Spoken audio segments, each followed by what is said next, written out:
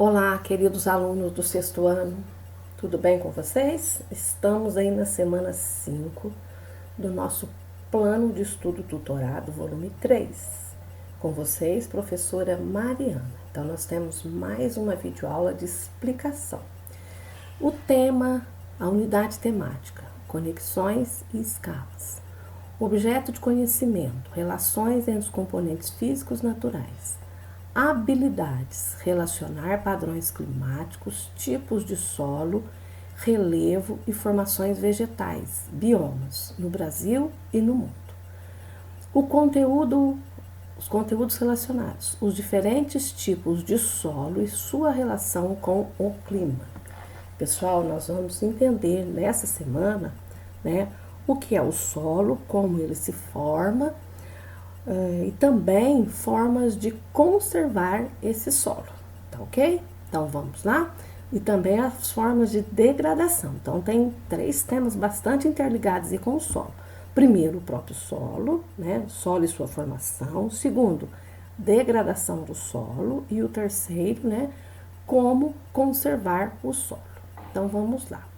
Pessoal, quando nós falamos nessa semana, você vai compreender então o processo de formação dos solos e as interações que estabelece com o clima, o relevo, os seres vivos.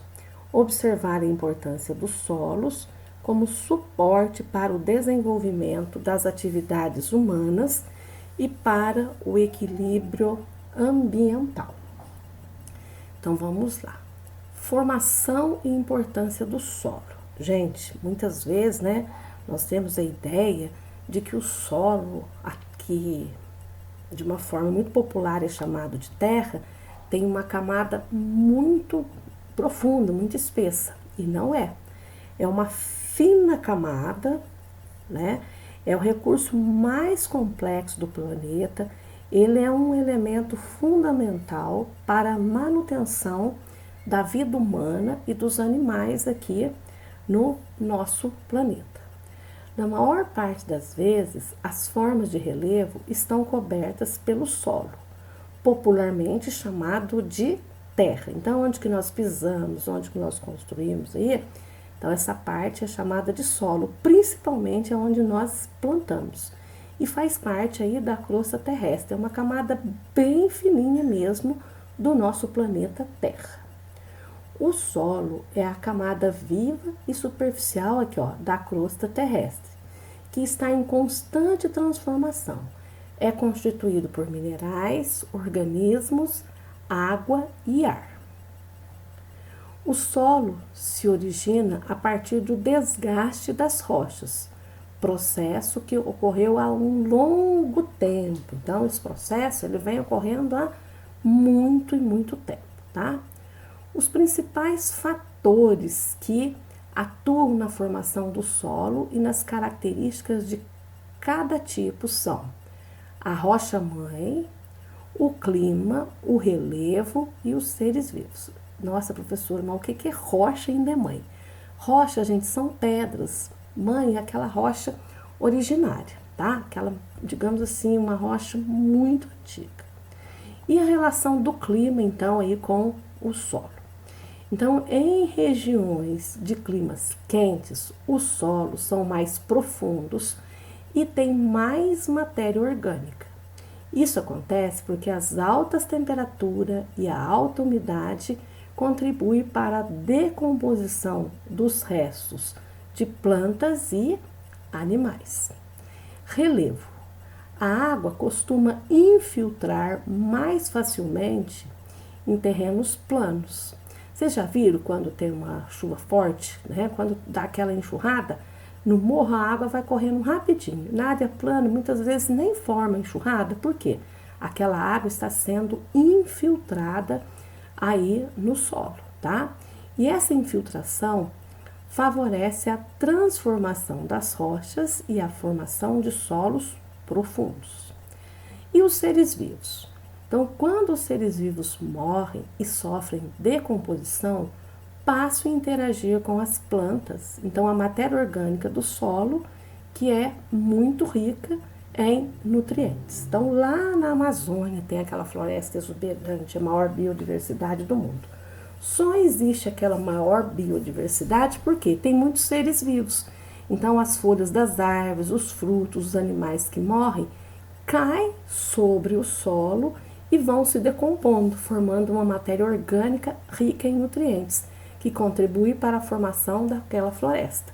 Se retirarmos aquela vegetação todinha, dentro de pouco tempo, na região norte, na região da floresta amazônica, se transformará em um grande deserto. Tomara que isso nunca aconteça.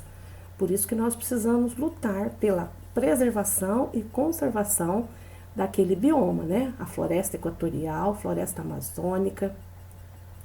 Vamos ver aqui então. Então, nós acabamos de ver os elementos que ajudam na formação do solo: o clima, o relevo e os seres vivos. E como que é essa formação do solo? Então, eu peguei essa imagem aqui, olha. Aqui nós temos uma rocha mãe, as pedras. E aí o que acontece? Os elementos físicos, então a variação da temperatura, no caso aqui, numa região temperada, a ação do gelo, a ação dos ventos, vai formando linques e musgos. Esses linques e musgos, eles crescem, depois eles se decompõem, e aí o que acontece? Vem aqui a formação biológica, que é esses links e musgos transformaram-se no elemento biológico. O fator físico aqui, a variação de temperatura e também a ação dos ventos. Fator biológico, o nascimento de links, bactérias e musgos, veja, então já aumentou essa camada aqui do solo. Então tem o que? Ervas e pequenos arbustos. Um fator químico, a água da chuva. Então, a água da chuva com o material da rocha vai formar aí um matagal com arbustos. E esse matagal com arbustos, à medida que o solo vai ficando mais profundo, pode formar aí diversos tipos de floresta. No caso aqui, florestas de pinheiros abertos, tá? Então, o solo surge de uma rocha mãe e com os elementos biológico, químico e físico vai formando a sua camada aí, aumentando a espessura do solo. Observa aqui que ficou bem, aqui iniciou bem fininho, até que ficou com uma camada mais espessa. Lembrando que parece ser muito grande, mas é uma camada muito fininha, mais fininha do que, se comparadas, nas proporções da Terra, a gente pegar uma mesa e a folha de papel. O solo seria essa folha aí de papel sobre a mesa. Uma comparação bem simples, tá? Nem sei se ela tá tão certa em relação às proporções, mas seria essa a camada do solo. Gente, qual é a importância aí do solo? Então, a importância do solo, ela vai além, vamos tirar a imagem aqui, ó. A importância do solo, ela vai além da produção agrícola, não é só para a produção agrícola, Permite também o desenvolvimento de atividades humanas, é fundamental para o equilíbrio ambiental e para a existência da vida aqui no planeta Terra, certo? O solo é um ambiente favorável para a germinação de sementes e desenvolvimento das plantas, sustenta diversos tipos de vegetação. No solo nós vamos encontrar micro-organismos, E os micro-organismos presentes no solo, eles contribuem para degradar fertilizantes, agrotóxicos, estrumes e outros resíduos que podem poluir as águas subterrâneas, córregos, rios e o próprio solo. Então, esses micro-organismos, eles são de suma importância nesse processo aí de limpeza, Evitar que as águas fiquem poluídas. Outro fator aí do solo, tá? O solo, ele desempenha um papel muito importante no ciclo da água, tá? Após filtrar no solo, a água fica disponível para as plantas e também abastece os reservatórios subterrâneos, os lençóis freáticos. Então, pessoal, é por isso que eu, professora Mariana, cidades como a nossa, que tem calçamento de paralelepípedo, eu sou totalmente contrário de colocar asfalto. Por quê? Entre uma pedra e outra ainda tem um restinho de solo. E este solo ajuda a água a filtrar e abastecer aí os reservatórios subterrâneos, tá? O PET fala nas formas de degradação do solo, mas ele traz lá no exercício 3 as formas de degradação e não tem nenhuma explicação. Então, eu preparei aqui uma explicação bem resumidinha para vocês, tá? Formas de degradação do solo. Tem várias formas de degradar o solo. Então, eu coloquei as mais importantes. E o que é a degradação? Degradação é o resultado de fatores naturais, né? Pode ser naturais, ou pelo uso indiscriminado da má conservação e preservação por parte das atividades humanas. Então, o uso de adubo de uma forma inadequada contribui para a degradação do solo. Uma aração que não é feita corretamente contribui para a degradação do solo. Então, observe aqui, foi retirada a vegetação natural, principalmente aqui da mata ciliar. Vocês estão vendo que aqui tem um curso d'água, é um rio? E aí esse solo fica desprotegido e vai fazendo o quê? Ó, vai desbarrancando. Isso aqui provoca uma série de impactos. A água deixa de circular de maneira mais correta, né? Vai perdendo área para a produção. Então, por isso que nós temos que ter as matas ciliares, tá? E quais são os fatores de degradação do solo? Então, o PET traz aí a arenização. O que é essa arenização? Muitas vezes, a arenização ela é confundida com a desertificação, mas são dois fenômenos bem diferentes, tá? Vamos entender. A arenização consiste na formação de bancos de areia em solos já de consistência arenosa. Então, nós temos diversos solos e tem alguns que têm mais areia do que outros, então eles têm uma consistência arenosa. Em regiões que, diferentemente das áreas que se desertificam, apresentam climas mais úmidos, certo? Então, nas áreas onde chove mais, pode ocorrer arenização. E com os maiores volumes de chuva, onde a infiltração e o escoamento da água são superiores aos índices de evaporização. Então, a água é absorvida muito rapidamente, né? E com isso, vem o processo de arenização. Então, marque que é em climas mais úmidos. Arenização, clima úmido, tá? Compactação do solo. Esse aqui é muito fácil da gente perceber, principalmente os alunos que moram na zona rural.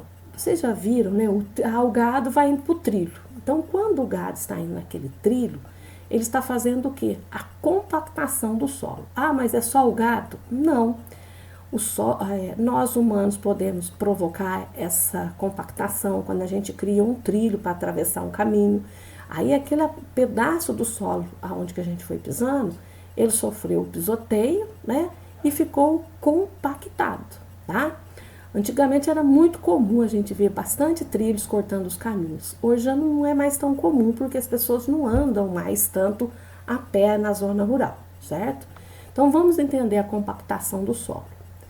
É um processo resultante da ação humana. Acontece, por exemplo, em função do tráfego de tratores, de máquinas agrícolas pesadas e do pisoteio do gado sobre o campo, tá? Então, esse é a compactação do solo.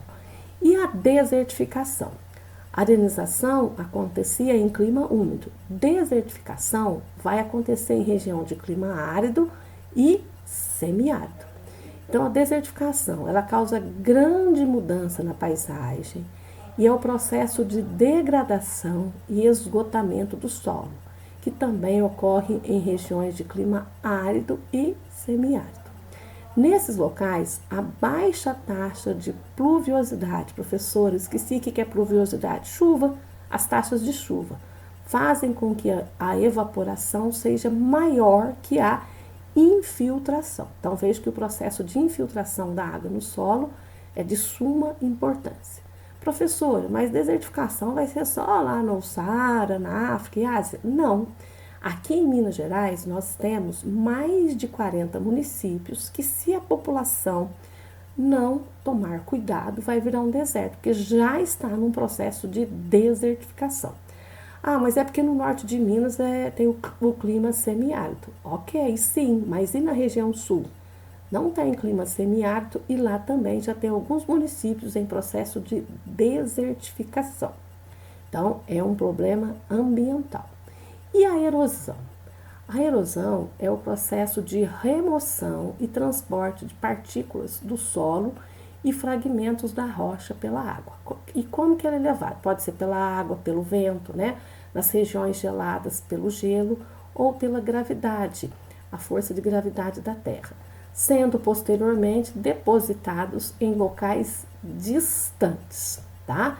Então, quando ocorre a erosão é porque já houve a remoção de toda a vegetação natural, vai enfraquecendo aquele solo e aí vem esse empobrecimento. Então, vai causar deslizamento nas encostas, assoreamentos nos rios.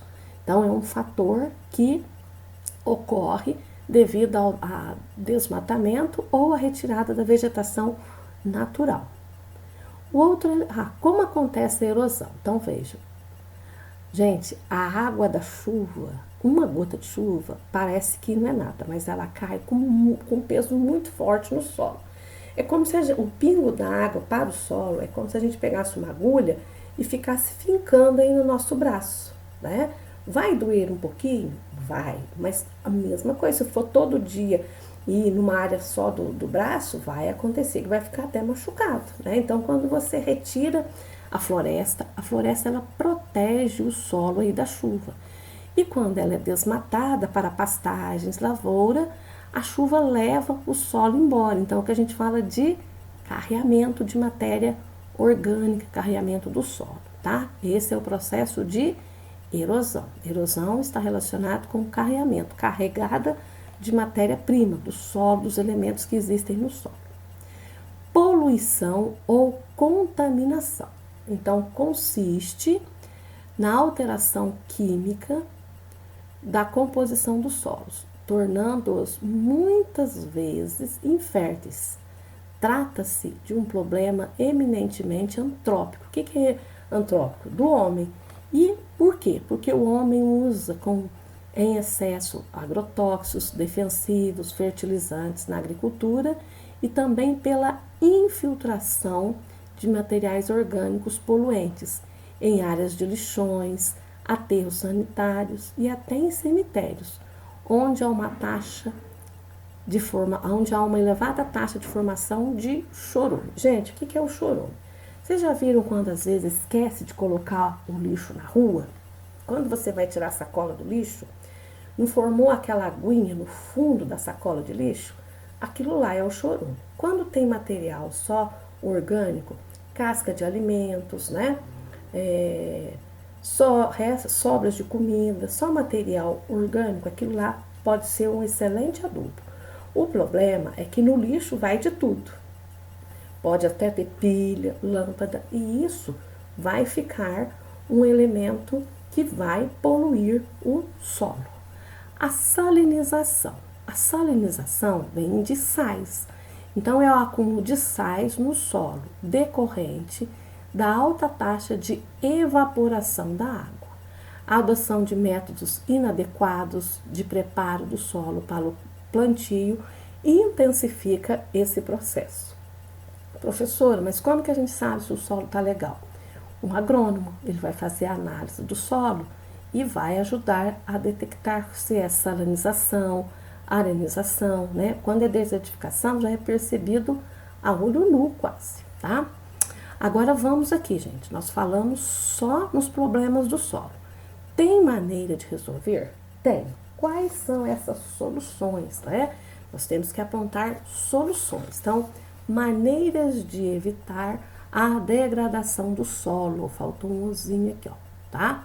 Quais são essas maneiras? Então, diante aí de tantas consequências causadas pela degradação do solo, é importante conhecer algumas maneiras de evitar o problema e ter um campo produtivo e de qualidade para realizar as atividades agrícolas. Então, primeiro item é o plantio correto.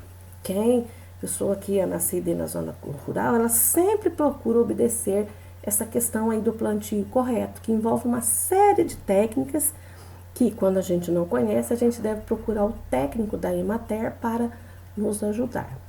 Reflorestamento e adubação sustentável. Então, reflorestamento, você vai fazer uma cerca, fechar aquela área e deixar aquele terreno descansar para a vegetação recompor. Adubação sustentável. O certo seria usar a matéria orgânica, né? Mas nós sabemos que, diante da necessidade de produzir muito para o consumo, nós acabamos utilizando os adubos artificiais. Então, procurar um agrônomo para ver qual é a melhor adubação. Lembrando que essa adubação, esses adubos que a gente compra, eles não são sustentáveis, tá? Um manejo adequado do solo. Então, esse manejo adequado, ele envolve uma série de técnicas e é uma das ações mais baratas disponível aí para o produtor rural. Nesse manejo, também olhar o tipo de semente, olhar uma série de fatores, né? Rotação de culturas. Em que consiste essa rotação de culturas? É uma prática de melhorar as características físicas, químicas e biológicas do solo, né? Ajuda no combate de doenças e de pragas. Então, você plantou feijão, depois você vai plantar milho. Onde tem o café, pode fazer a rotação de cultura de feijão entre as ruas de café. Aquele feijão, ele vai produzir um elemento que vai ficar no solo e vai contribuir para a adubação aí do café, tá? E, por último, as curvas de níveis. Professora, o que são essas curvas de níveis? Vocês já viram? Os alunos que moram na zona rural sempre vivenciavam isso quando estávamos presencial. Então, arou a beira lá da estrada, arou uma extensão muito grande, veio uma chuva forte. O que vai acontecer? Toda aquela terra não tem curva de nível, vai para a estrada. E aí dificulta aí a circulação de veículos. Então, a curva de nível, elas são linhas que ligam ponto na superfície terrestre. Qual que é a função delas? Elas ajudam a conter a água, né, das enxurradas, evitando o arraste de partículas e até mesmo de grande quantidade de terra. E com isso, quando evita isso, evita também a erosão e ajuda a aumentar a infiltração da água no solo. Por quê?